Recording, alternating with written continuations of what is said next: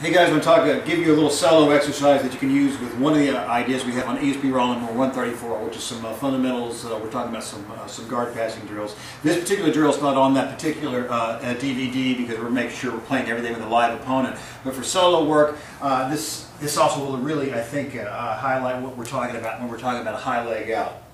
When the pass we're doing is we're talking about a near knee pass with a foot trap to high knee out. Again, we just got a standard O-bar. There's only like 5-pound plates on it. Don't worry, you're not going to look unmanly or unwomanly because you're not lifting the thing.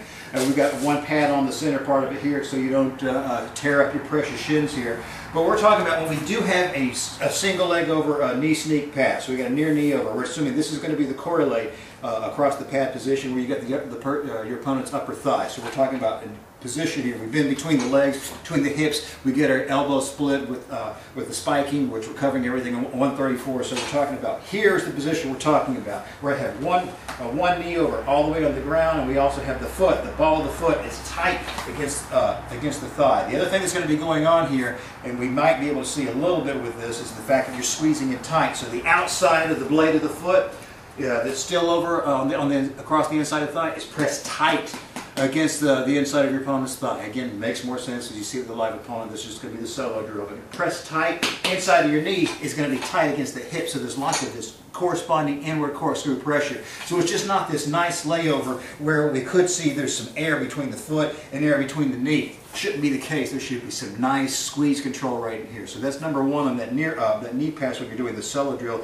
Make sure you have the right amount of torque. There should be enough torque there that that leg is already cocking to the outside a little bit.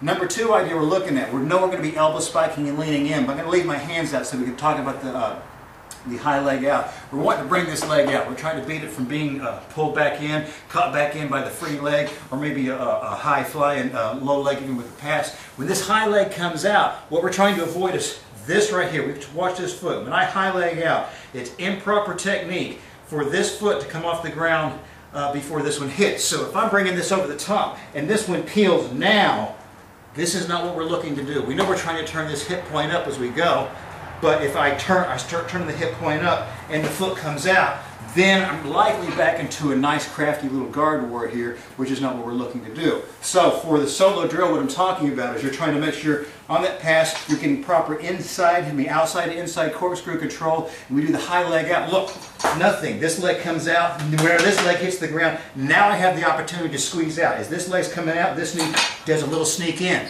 So what we're trying to do when we pull that leg out, this leg makes contact before this comes out. At the same time this comes out, there's a little pop inward with the knee, so you're getting all the nice little subtleties we're talking about with that guard pass. So over the top of that leg, inward, inside-outside pressure.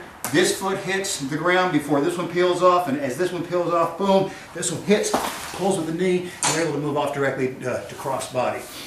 Again, lots of tiny, tweaky little details there for you to work with just a standard O-bar, then grab your partner, and then run all those other drills we've got in there, but to show you how nitpicky we are going to be on this particular volume.